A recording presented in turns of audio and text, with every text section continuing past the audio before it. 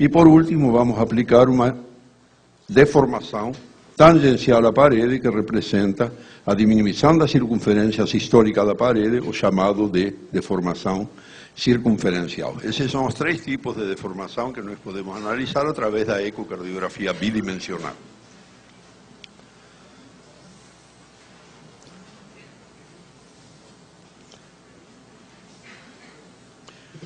Muito bem.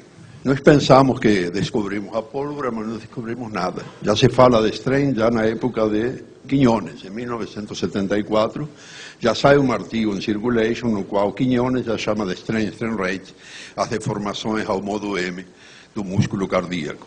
Porque strain é deformação, e ao modo M, deformação é a variação da espessura diastólica da cavidade, a variação para a espessura sistólica. É uma deformação da cavidade. Claro que é uma deformação grosseira, medida pelo modo M. O tempo que demora em se produzir essa deformação da diástole para a sístole corresponde à taxa de deformação strain rate. Quanto ele demora é função do tempo. Então já se fala desse tipo de deformações há muito tempo. Acontece que hoje nós dispomos de ferramentas muito mais sensíveis para medir esse tipo de deformação. Também, já na década de 80, se faziam a implantação no miocárdio de elementos radioopacos e eram analisados através da cineangiografia, representando também curvas de deformação miocárdica. Já se sabe isso também há muito tempo. Eram implantadas 3 colunas radioopacas e era estudada a variação da posição das colunas ao longo do ciclo cardíaco. Também, e aqui vem o grande aporte da ressonância magnética, foi que lançou basicamente todos os estudos sobre a deformação miocárdica. A ressonância magnética, criando algumas regiões hipersensíveis ou hipermagnetizadas ou hiperionizadas no músculo, que duram alguns segundos, ele permite analisar a posição relativa dessas marcas ionizadas e analisar a deformação miocárdica através da ressonância magnética, gerando curvas também de deformação. Existem alguns métodos diferentes na ressonância magnética, mas o único problema que a ressonância tem é que a velocidade de aquisição da ressonância é relativamente baixa ainda. Ou seja, ele deixa muito espaço entre os eventos, podendo eventualmente perder alguns eventos, principalmente diastólicos. Embora hoje já tem ressonâncias que trabalham com frame rate relativamente alto, né, acima de 70 quadros. Começou a ecocardiografia de strain, ou a deformação miocárdica, na verdade, com Doppler tisular. Foi a que originou, certo, o estudo, no final da década de 90, da deformação miocárdica, e foi a tese desse sujeito Stoilen, certo, uma tese de doutoramento que mostrou a deformação através do ultrassom, utilizando como método base o Doppler. Nós temos aqui nesse congresso o Jan de Hoek, que foi, eu acredito e acho que é o trabalho mais importante que nós tivemos no início da década de 2000 sobre deformação miocárdica, porque ele estabeleceu as bases da deformação e os planos de corte de deformação para podermos entender todas aquelas alterações que se produzem através de deformação miocárdica. Então, esses dois trabalhos foram fundamentais, deram origem, certo, à deformação. O Dr. Carlos Eduardo vai falar depois sobre isso. A técnica do Speckeltracking utiliza o bidimensional, o ecobidimensional. Vocês vão ver depois, ele tem a grande vantagem de não ser ângulo dependente. Ou seja, qualquer ponto, ou qualquer speckle, que vai ser explicado posteriormente, qualquer nódoa dentro do músculo, ela pode ser seguida ao longo do ciclo cardíaco por diversas metodologias e criado um gráfico chamado strain rate, uma taxa de deformação. Esse strain rate, certo? Cada ponto desse localizado gera também vetores de velocidade, vetores que cada vetor instantaneamente representa a direção e velocidade daquele ponto. E isso vai mudando constantemente ao longo do ciclo cardíaco.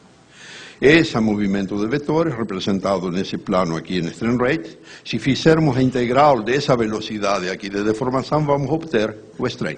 Então, na verdade, o strain é integral, a integralização, certo, da curva de velocidade do strain rate.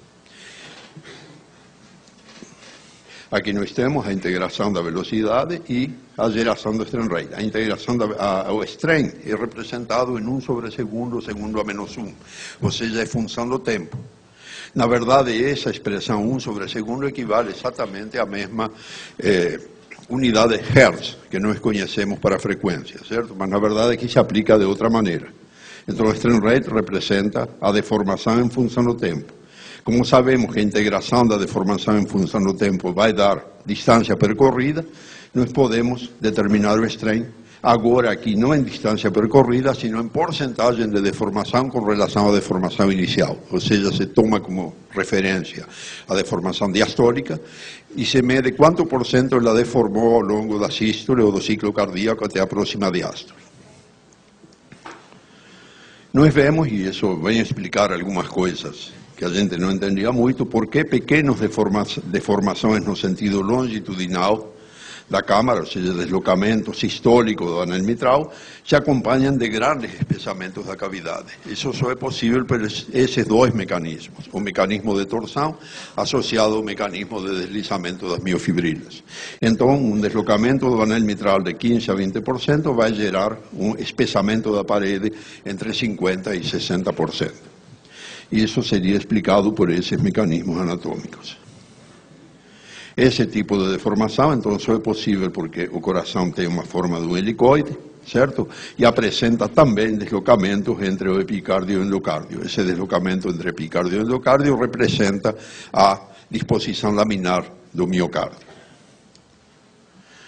Do ponto de vista cronológico, começou a se estudar a deformação, certo? Através do Doppler tisular, certo? Na década de 90, depois veio a rotação miocárdica ou a torção apical, que já teve seu momento de glória nos 5 ou 6 anos atrás, no qual a torção apical se associava às alterações da contratilidade miocárdica, e agora, ultimamente, está sendo estudado, certo, a deformação por cisalhamento, ou seja, a deformação entre o epicárdio e o endocárdio. Isso é uma coisa que ainda não está disponível, mas que está sendo amplamente estudado, porque parece ser que é muito importante.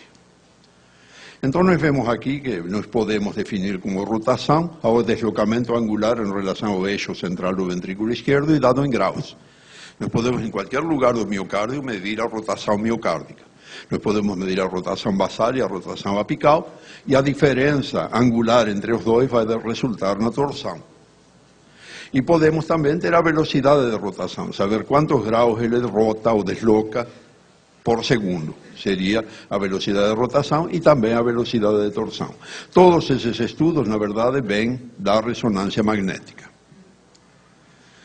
A torção apical, através dos métodos de speckle tracking, de eco bidimensional, permite analisar, então, basicamente, a torção da região, a rotação da região basal, em sentido horário durante a sístole, se representa arbitrariamente com uma curva negativa da deformação, e a deformação apical em sentido anti-horário durante a sístole, que é representada nas curvas como uma curva positiva. Então, quando levamos esses elementos para uma planilha, certo? Para uma planilha gráfica, nós temos a deformação basal negativa, a rotação apical positiva, e a diferença entre as duas resulta na torção apical. Nós vemos que essa torção apical, certo, é muito importante porque ela vai diminuir muito nas miocardiopatias dilatadas, na doença arterial coronária. Ele pode aumentar na miocardiopatia hipertrófica, ou aumenta na miocardiopatia hipertrófica, enfim. Ele é utilizado em várias patologias para análise bastante sensível da contratilidade. E tanto da contratilidade como, vendo o untwisting, ou seja, a volta dele para o basal, a função diastólica ventricular. Então, nós temos aqui um caso de hipertrofia ventricular esquerda, no qual nós vemos um aumento considerável da rotação apical. A rotação basal fica praticamente igual. E um aumento por volta de 14 graus da torção apical. E aqui nós temos um caso de cardiomiopatia dilatada, e outra surpresa para nós, a rotação basal ela se mantém mais ou menos conservada, e o que diminui muito é a rotação apical, provocando a diminuição da torção desse ventrículo, da torção apical desse ventrículo.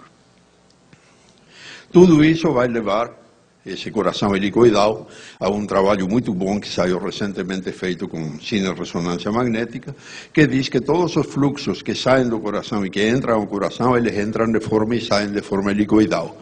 Ou seja, o sangue não sai pela aorta como se fosse um jato reto, ele sai dando uma curva em espiral, manifestando justamente a contração espiral do coração. E isso foi muito bem demonstrado num trabalho com ressonância magnética e explica uma incógnita que nós tínhamos quando fazíamos no colorido o fluxo da aorta, do arco aórtico, e que víamos que a maior velocidade do fluxo aórtico descendente não era na parte externa da curva, como era para desesperar